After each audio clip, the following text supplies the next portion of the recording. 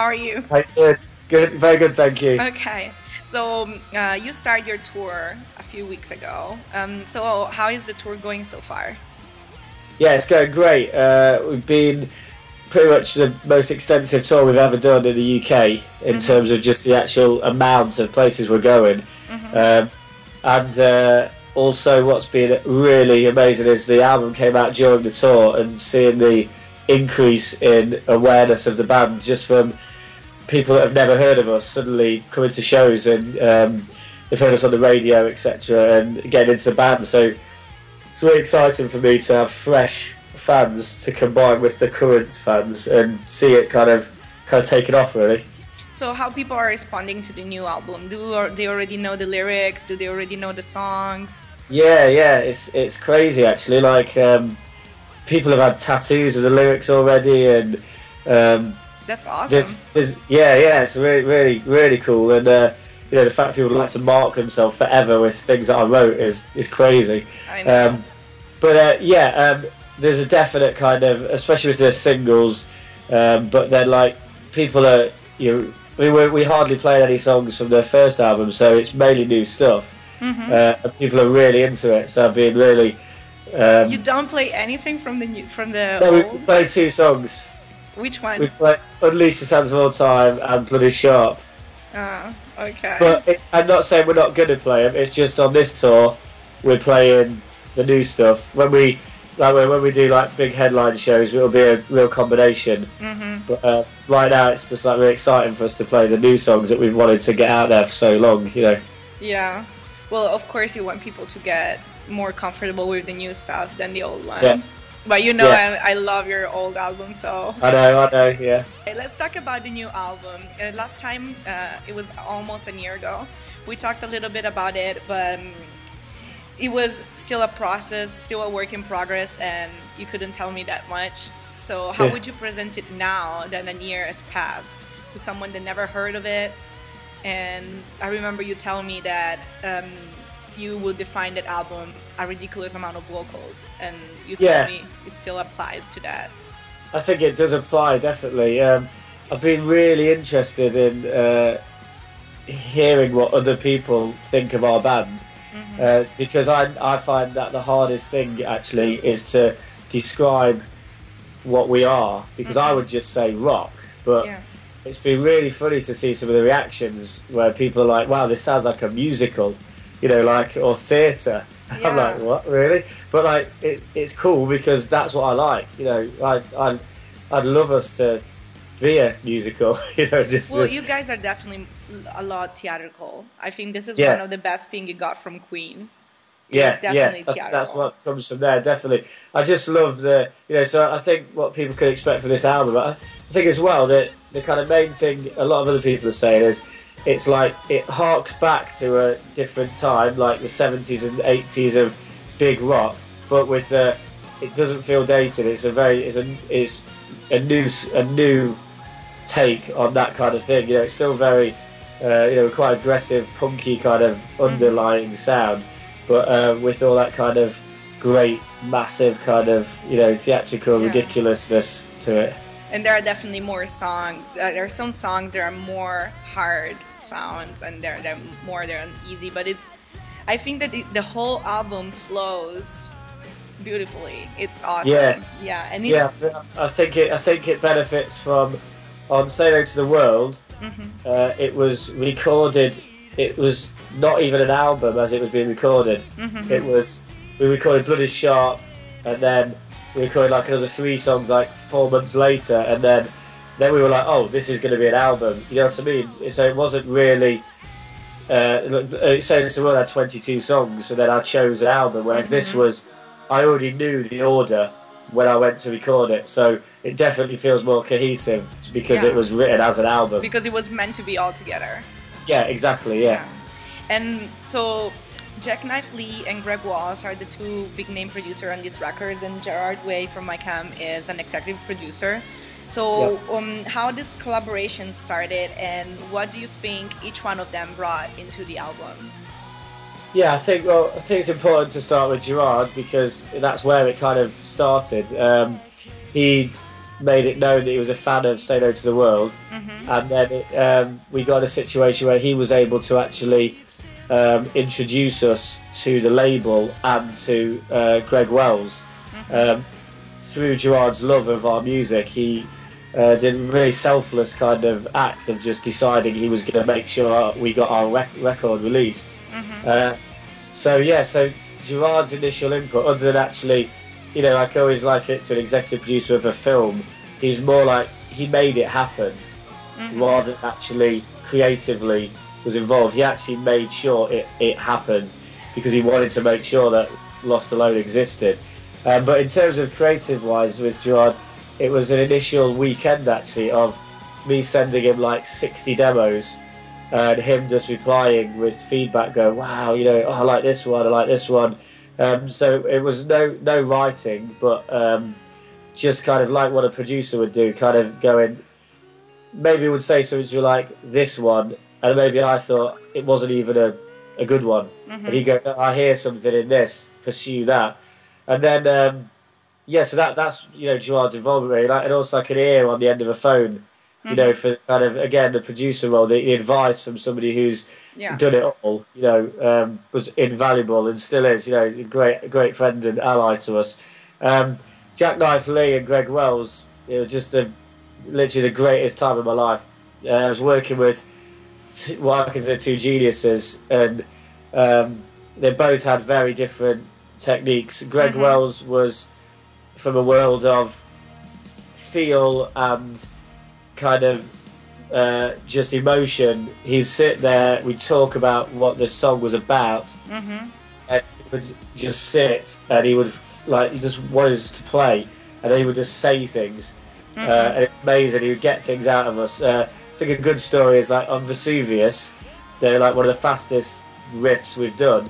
He made us play for about 3 hours. Yeah, we made us play that riff for about 3 hours, so slow, like I can't even do an impression. It was kind of like, you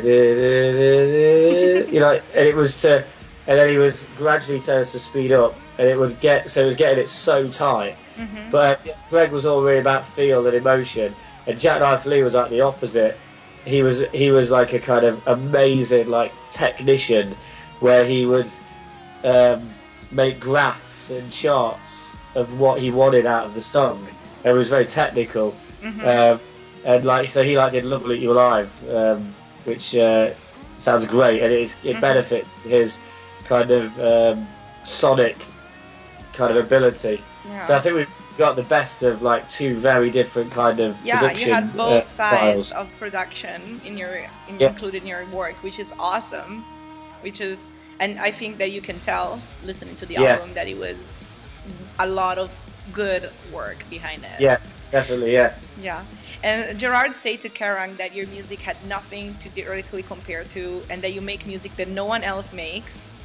But how do you feel about that? And I mean, even if I agree with that your music is unique, I know you like Queen, but what are the other bands that influenced you? Well, firstly on what Gerard said, like when I read what he'd said, I couldn't believe it. Like, it was so nice for anybody to say. The whole quote was unbelievable, and it was like really quite humbling. And I couldn't believe like that we'd had that much of an impact on him. And it was quite emotional actually. Like, it was amazing what he said. And in terms of like other bands, there's a real mixture. I mean, obviously Queen, which you can see behind me. Has always been like a big part of my life, but in the same way, like Iron Maiden, there's always been a huge, you know, the kind of metal side, and then things like Madonna. I got a real kind of, I don't really listen to rock that much anymore. I mainly listen to kind of like pop stuff or like Aretha Franklin, or it's just so varied, and sometimes people think I'm being ironic. I do this like Patel FM thing where I'm saying what I'm playing, but it's never ironic. It's always, I can find songs I'm just like, this isn't the best song ever. It'll be by some like girl group or some, you know, manufactured pop band, but it doesn't matter because it's a great song written by somebody. So most of my influence comes from well, not influenced, because I kind of like to think I'm not influenced by music, if you know what I mean. Like I know a lot of bands, a lot of writers can listen to songs and then decide to write their version of it. I've never done that. I hear music all the time. It's when I'm walking around and stuff, and that's how I write music. And if I ever think it sounds like something else, I instantly throw it away, to be honest. Like, I don't want to, you know, I'd never like people to think we were emulating another band. But I think it feels quite good, actually, that the amount of people that have said we don't sound like anybody else is great. Because I think that's something that a lot of people strive for. We've kind of accidentally done that. Yeah. Well, I mean, it's just good. It means that you're unique and you're going to be different from anyone else, and that's why people like you. Yeah. And for what you said, I totally agree. I mean, first of all, I think that real rock died probably in the 80s or something. Yeah. And I mean, now like pop songs. What is pop? Pop is popular, and nowadays I think that the whole screamo metal, new metalcore thing, it's more popular than Britney Spears or Backstreet Boys. So it's hard to give a definition, but I think that whatever inspires you could be a stupid song on the radio or an epic song from the past is still good, and what makes the difference is what you get out of it. Exactly. Yeah. Exactly. Yeah. So, but talking about other bands and inspirations and songs you like, have you ever thought about recording a cover? And if you ever would record a cover, what song would you cover right now? The first that comes to your mind. The first that comes to mind right now would be Marina and the Diamond song. Well, you did one already. You did a cover. Yeah, we did one already, but her new stuff's coming out and I really like it. I think it's quite a bold step for it, and I've already been on the tour bus just listening to it and worked it all out. So I think that'll probably happen quite soon, actually. Yeah, I would love to hear you cover a Queen song, though. Yeah, you see, I've got a kind of what's the word? I've got an embargo on that because I don't feel like I love karaoke, right? And everyone always laughs at me. Like whenever we do a hometown show, we always have a karaoke party after. But I refuse to sing Queen because, as far as I'm concerned, it's sacrilegious to anybody else to sing it other than Freddie Mercury. So I would never do a Queen cover, actually, ever. Okay. All right. Oh yeah. Not even karaoke. Not even like just for among friends. If I leave the room if other people do it, it's wrong. It's just wrong. Okay. All right. So I know you write all the songs, and this time though you were signed on a major record label. So do you think that this had an influence, had an impact on your creativity freedom, on how you write, what you were writing, and did they ever had a word on that process with you? I think actually there's a lot of scare stories about this kind of thing, and I'm sure it does happen. But I think that we were signed for the reason of what we were. And so I had a very collaborative relationship with Craig Aronson, the A&R who signed us, where I was basically in my dressing gown every day for like 2 months in this office here. I'm at home right now for the day. I was waking up, writing, demoing on my GarageBand, and by LA morning, like 4 p.m. in the UK, I was sending a new song every day.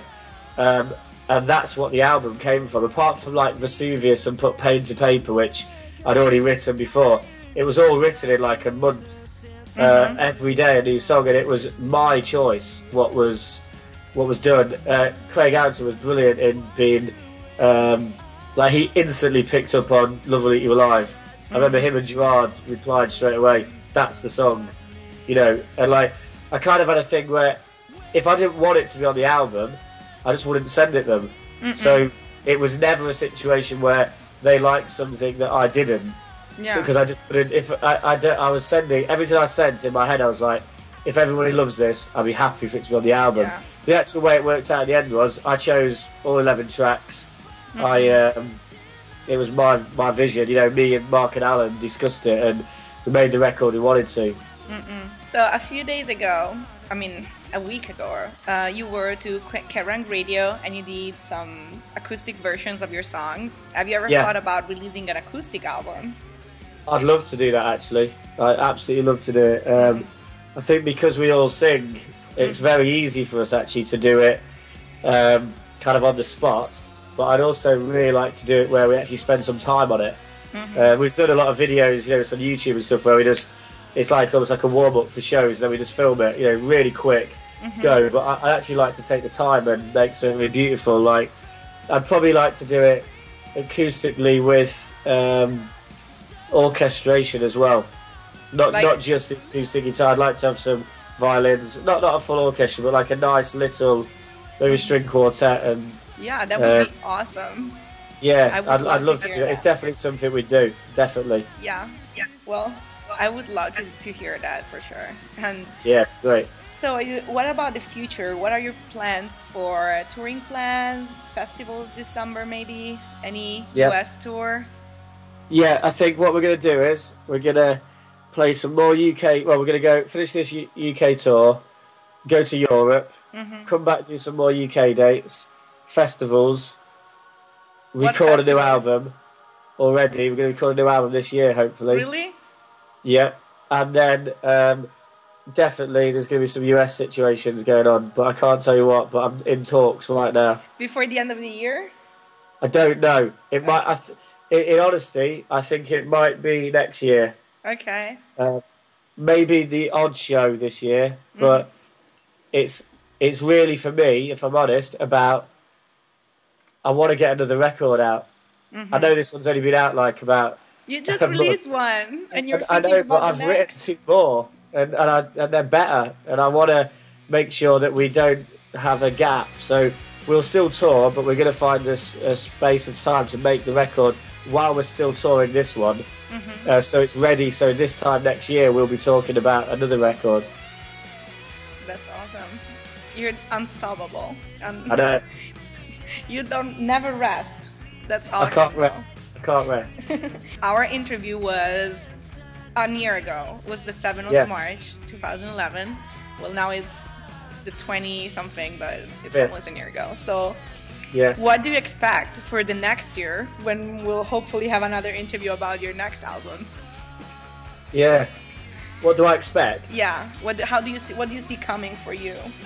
Well, just this last couple of weeks, we've suddenly had a real milestone, I think, for the band in that we've been added to like Radio 1's daytime playlist, and it's a real big deal for a rock band to, you know, we're on there with like real pop stuff, you know, and so it's kind of moved the band to another level, and we need to maintain that and keep moving up, and it's what I've always wanted, really. It's exposing us to a larger audience, which at the end of the day means things like I am going to be able to come to America, I am going to be able to tour the world, because it's bringing the profile up. So I just want to keep our band kind of moving upwards, and we'll be doing that by keep releasing singles off this record, so more people, you know, get into it and play every show we can.